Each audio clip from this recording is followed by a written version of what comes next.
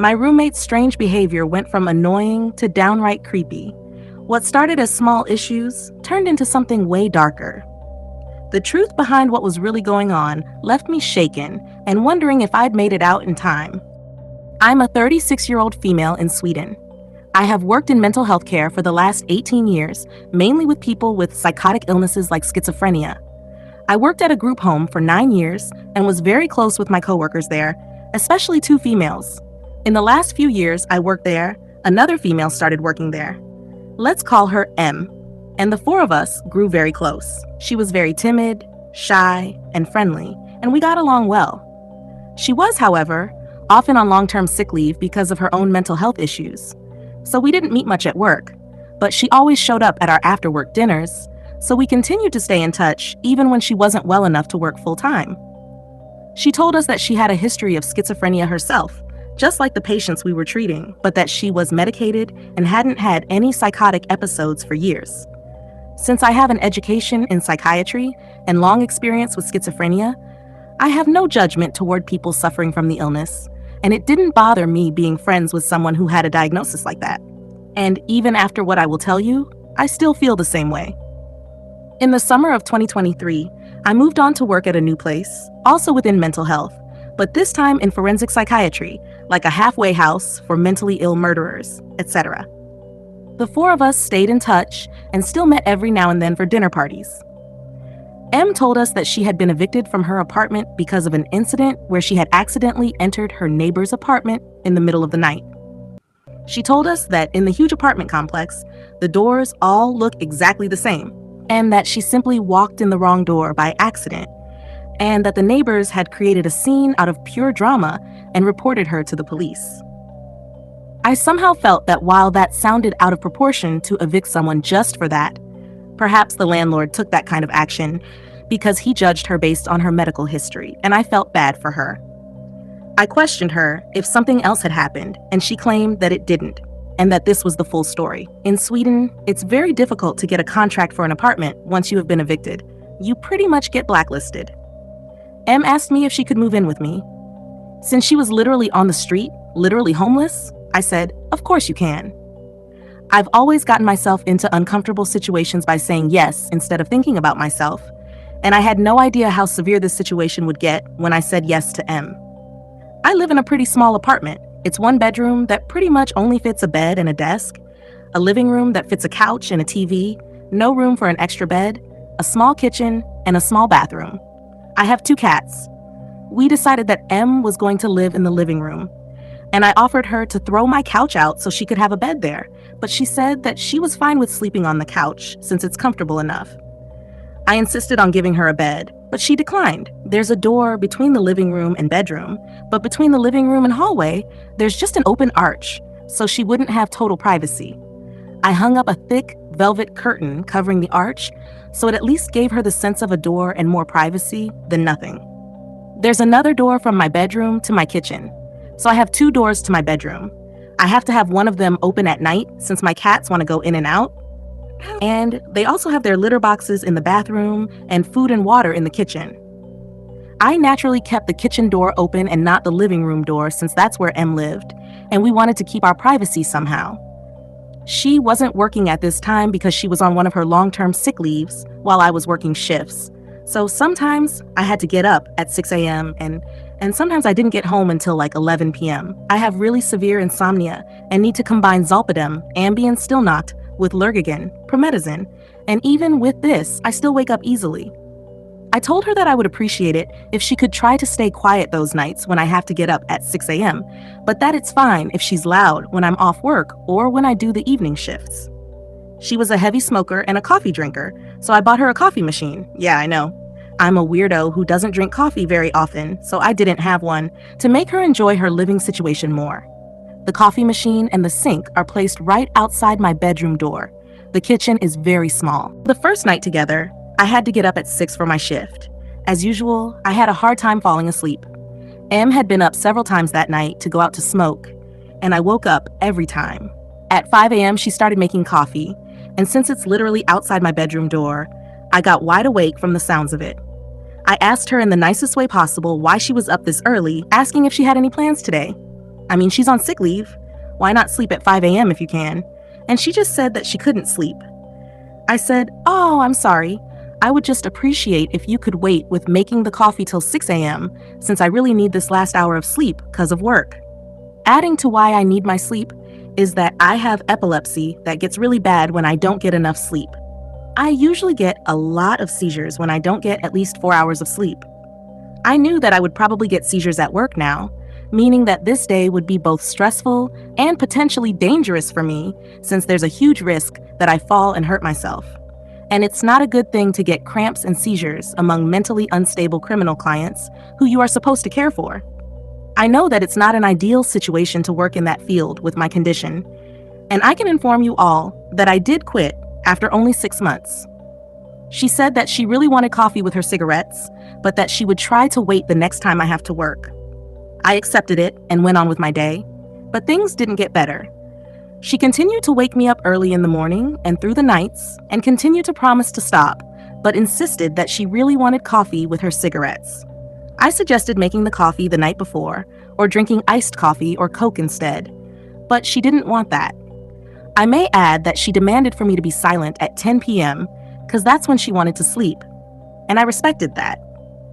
She used to get these moments of binge eating where she would empty my fridge and pantry from everything I had.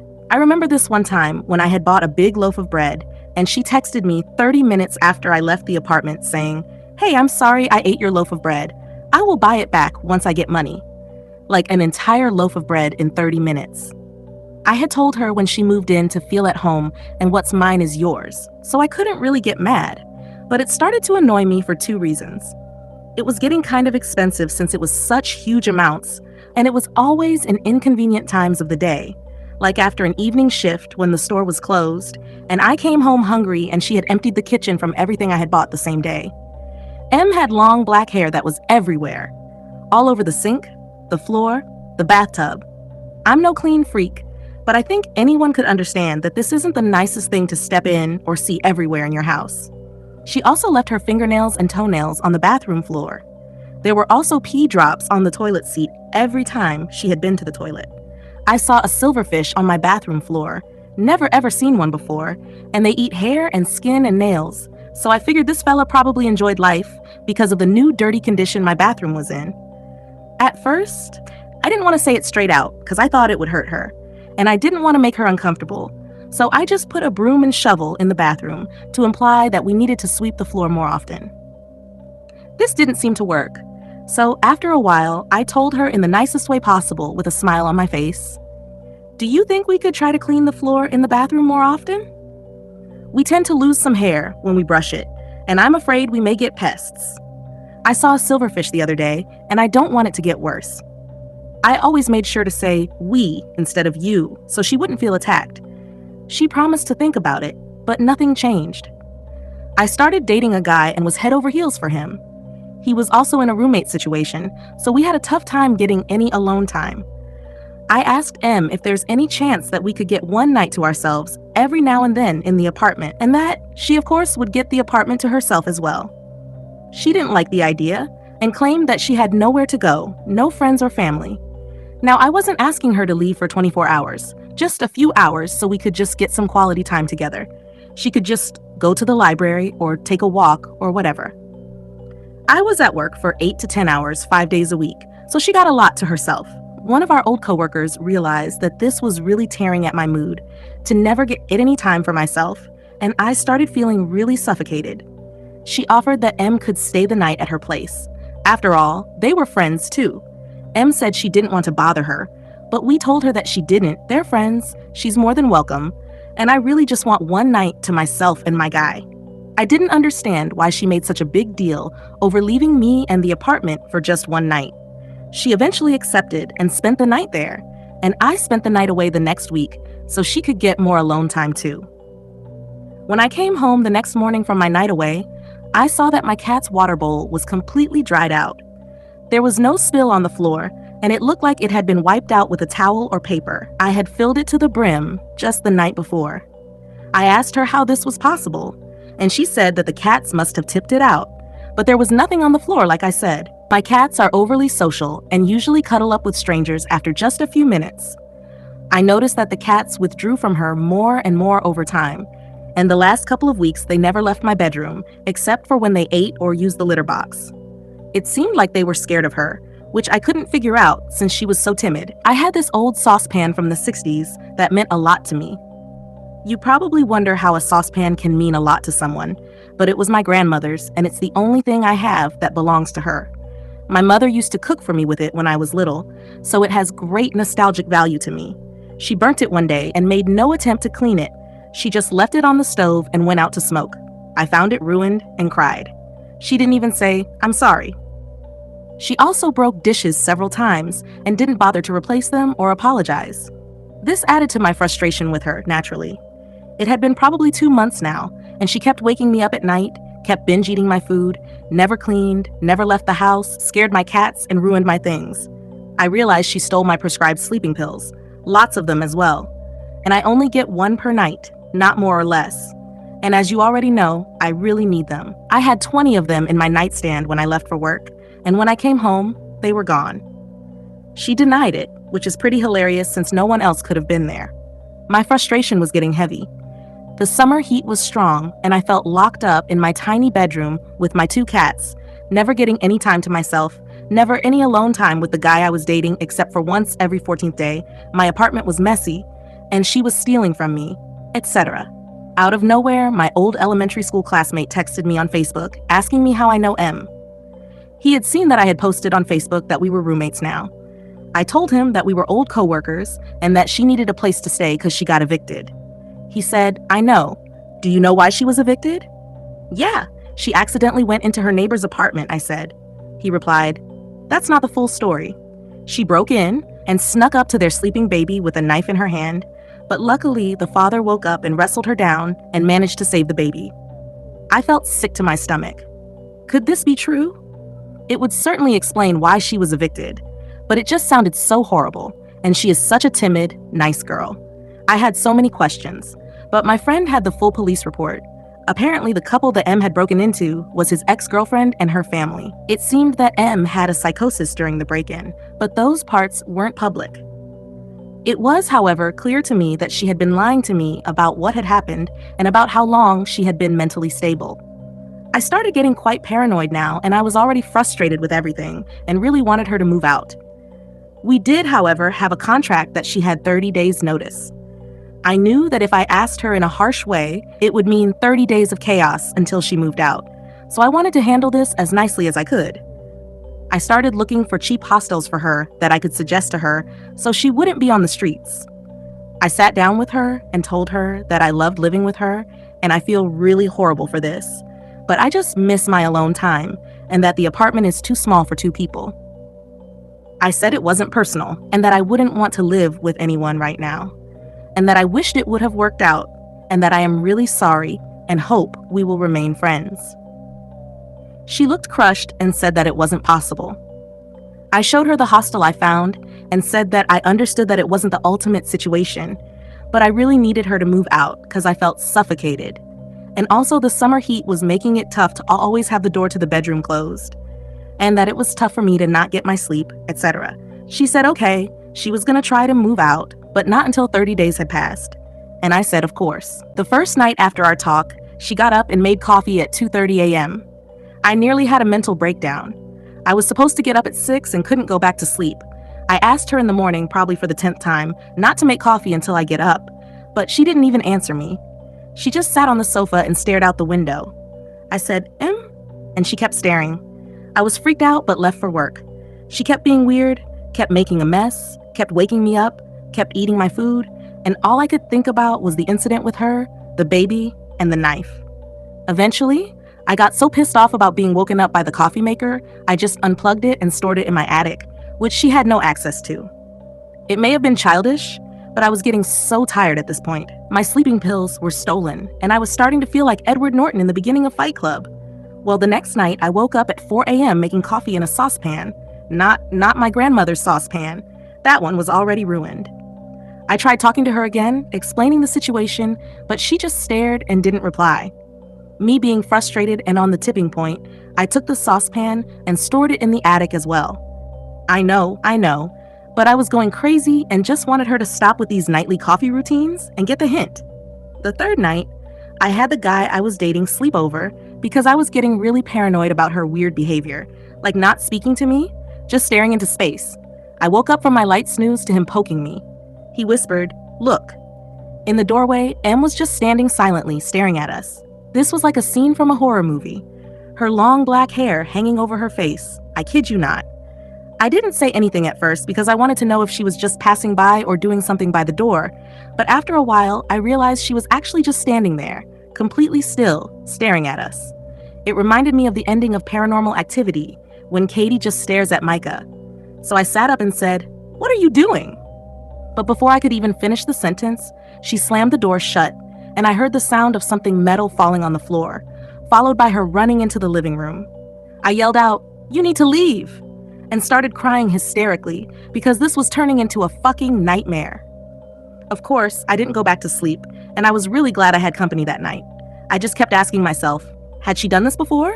Stared at me in my sleep? The next day when I got out of bed, I opened the door she had slammed shut and saw a kitchen knife on the floor.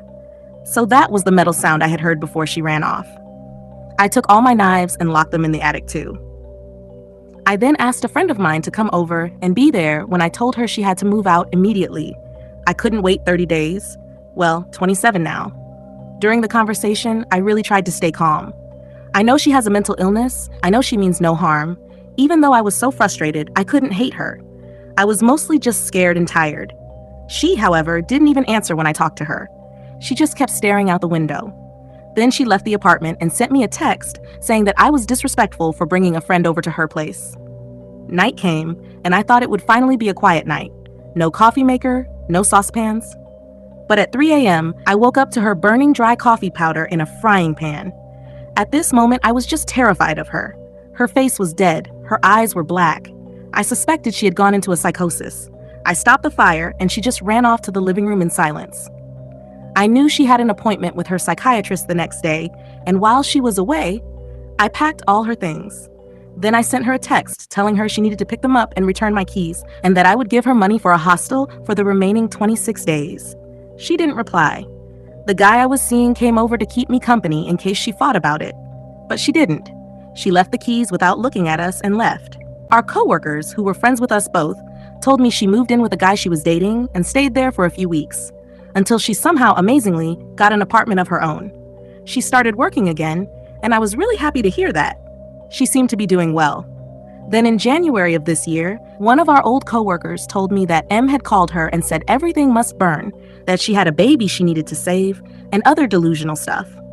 She had even called 112, Swedish emergency number, like 911, but they hadn't taken it seriously.